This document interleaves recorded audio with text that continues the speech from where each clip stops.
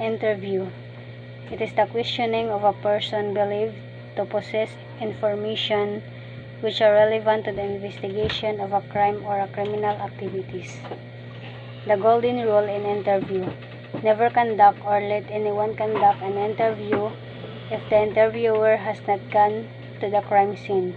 The questioning should be in agreement with the facts and conditions at the crime scene. The questioning will lead wayward for the interviewer who had not seen personally the crime scene, and he will not be in a position to distinguish half-truths, exaggerations, or falsehood from the answer of the person being interviewed. Qualities of a good interviewer. A. Report. Defined. It is the relation between the interviewer and the interview which is conductive to a fruitful result. It is winning the confidence of a person being interviewed in order that he will tell all the information in his possession. B.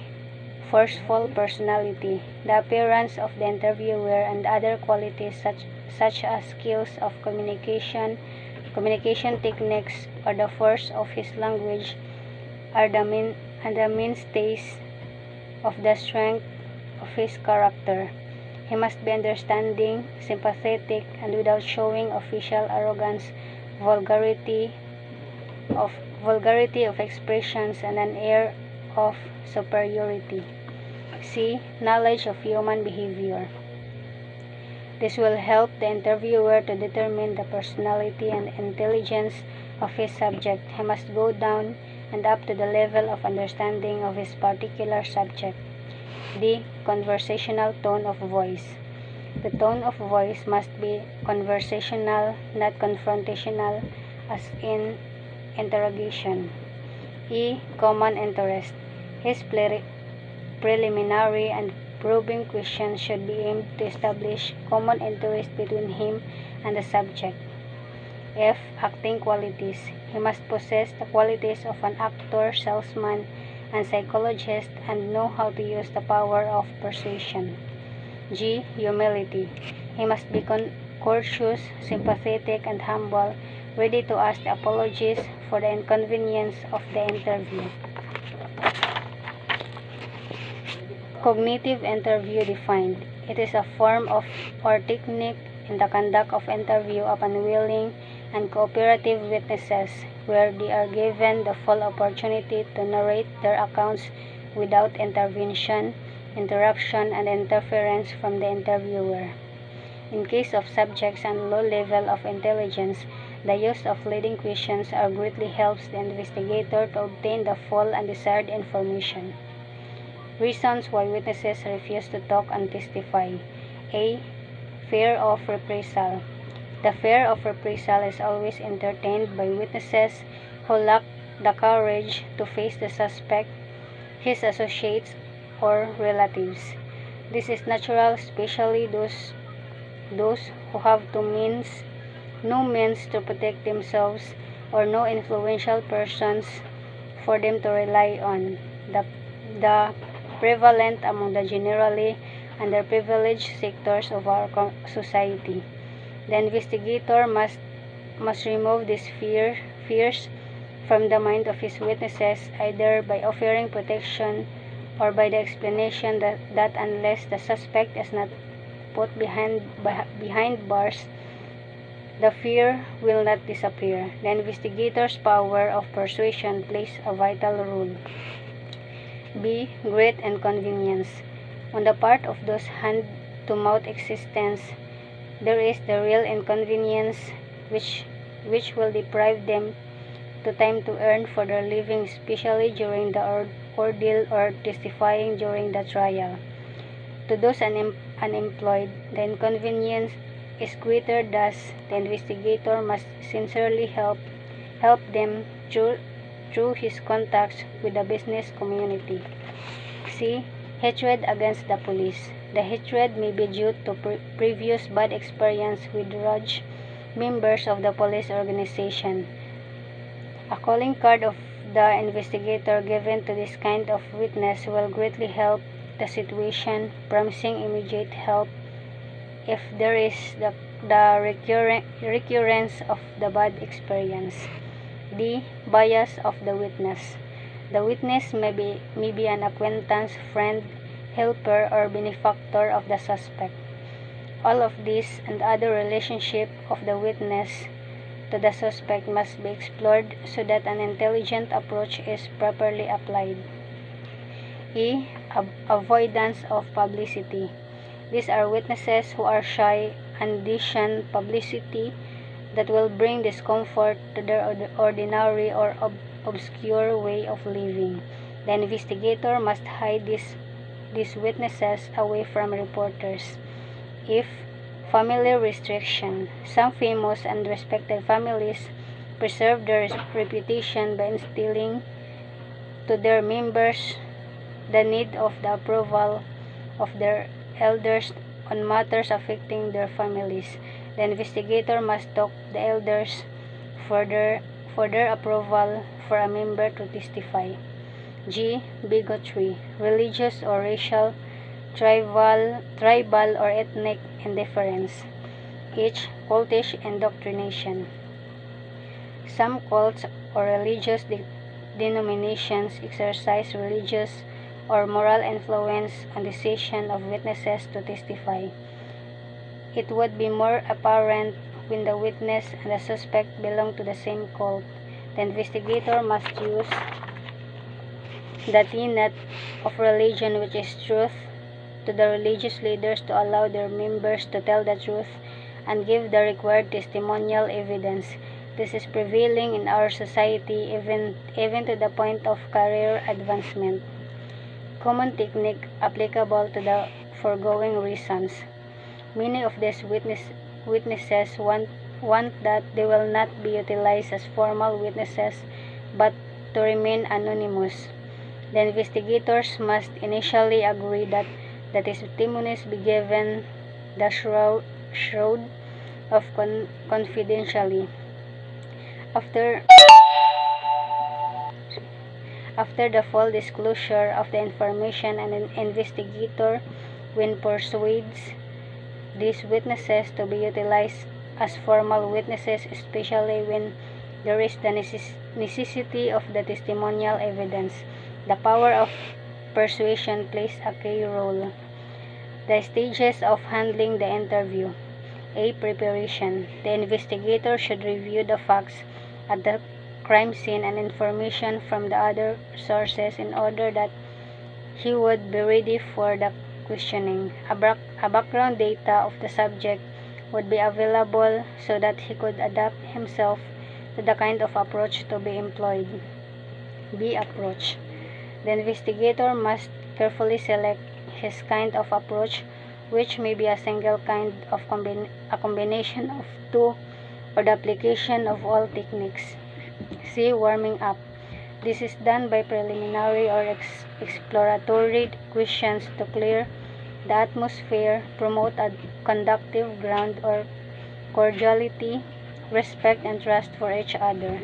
D. Cognitive interview. The subject now is asked to narrate his account without interruption, intervention, and interference. This is only after the completion of the uninterrupted narration that the investigator begins his direct and cross-examination. Rules in questioning. A. One question at a time. Multiple, complex, and legalistic questions should be avoided. One question at a time is desired. B. Avoid implied answers. The nod of the head or any other body language as a response to the question should be avoided. The answers must be oral, clear, explicit, and responsive to the questions. C. Simplicity of questions. A short, simple question at a time is required. If the answer needs qualifications, then it should be allowed. Avoid legalistic questions such as who the murderer or who are in conspiracy with a suspect. D. Saving faces. Embarrassing questions on the subject and matters of exaggeration or honest errors about time, distance, and description can be avoided if the investigator will cooperate with the subject to save his face. The investigator should not fault or ridicule the subject on these matters. E. Yes or no answers. Do not ask questions which could be answered by yes or no. It will curtail the complete flow of information and will lead in inaccuracy. Types of witnesses according to their attitudes. A. Knowing nothing type. These are the reluctant types of witnesses. They are found among the uneducated and of low level of intelligence. The technique to be applied is go down to their level of intelligence and or B. Interrogation. B. Disinterested type. This is the uncooperative and indifferent subject. To deal with them is to find out their field of interest so that they will talk. Their indifference should be demolished to arouse their interest to be flattered. C. The drunken type. The style of questioning by the investigator should be adapted to the psychology of the subject. When the drunken subject has sobered, another interview will be conducted, confronting him about his disclosures while in the state of drunkenness.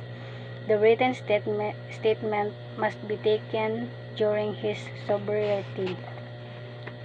D. Suspicious type.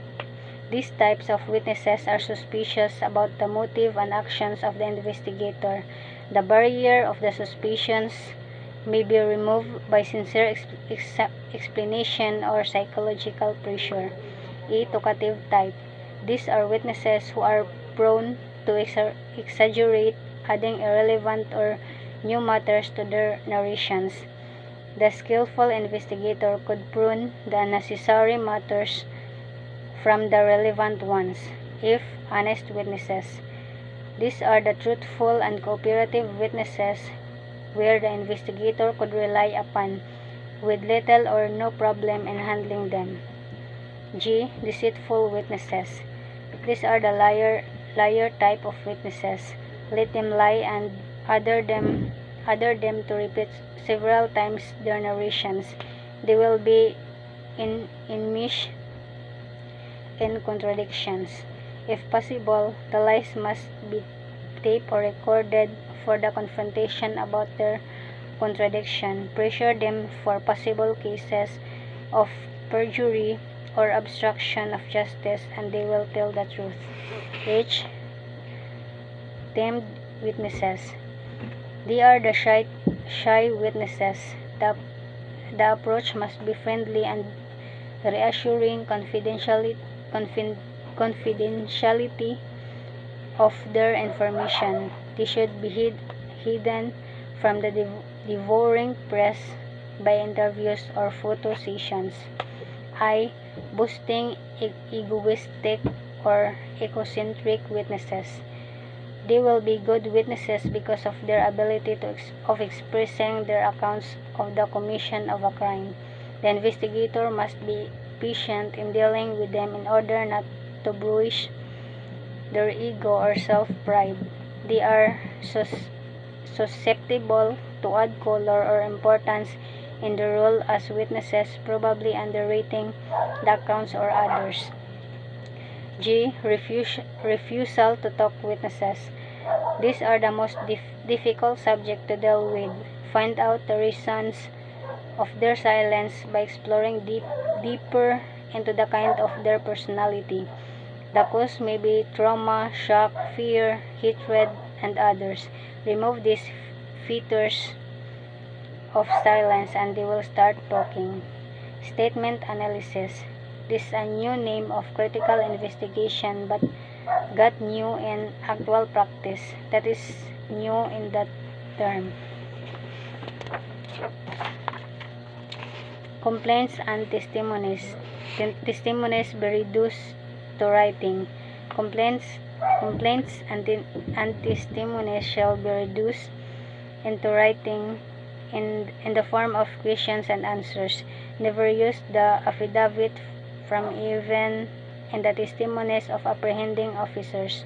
This affidavit form is frowned upon by our courts, especially when there will be a variance between the affidavit and witness stand account. The court even went to the extent that what is truth is the witness stand account, because the answers in the affidavit was not from the witness but from the police investigator who prepared the affidavit.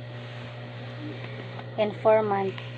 An informant is any person who furnishes the police an information relevant to a criminal case about the activities of criminals or syndicates. The informant may openly give the information or offer himself to be a witness. The other kind is the one who furnishes the policeman an information and to remain anonymous. Confidential informant. He is a person who provides the policeman with confidential information concerning a past crime or a projected and planned crime. He does not want to be identified as the source of the information. Under the law, these informants are protected and their identity could not be revealed by the police even under the order of the court, unless on exceptional case where there is a claim of the defense that the informant frame up the accused. The type of informant. A. Anonymous informant. He may be an anonymous phone caller, letter writer, or a text sender.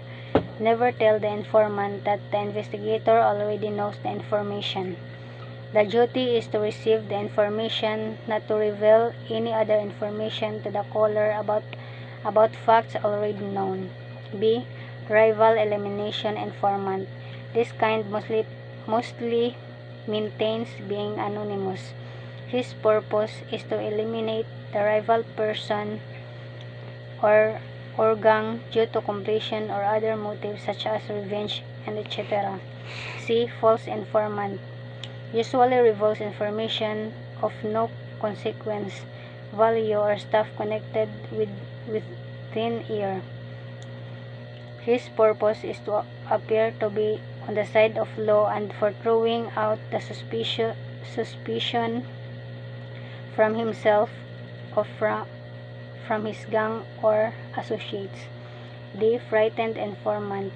He is prodded by fear or self-interest in giving information to the police. He may be one of the lesser gang member who runs to the police when his gang mates are about to be involved in dangerous situations, or when the gang he belongs is hot on the police trail. E. Self-aggrandizing informant. This kind of informant moves around the centers of criminals group or syndicate and delights in surprising the police about bits of information. His information may be of value by way of authentication in intelligence operation. If mercenary informant. The informant has information for sale. He may have been victimized in a double cross or little share in the loot, or given a dirty deal and seeks revenge as well as profit in his disclosure. G. Double crosser informant. He uses his seeming desire to divulge information as an excuse to talk to the police in order to get more than he gives. To counter this kind of informant, the police apply the deception method by giving him false information that will lead to his capture. Woman informant. She may be the female associate of the criminals who was roughed up, marginalized in the deal, or being eased out from the group. I. Legitimate informant. Those who desire to give information springs from legitimate reasons. D.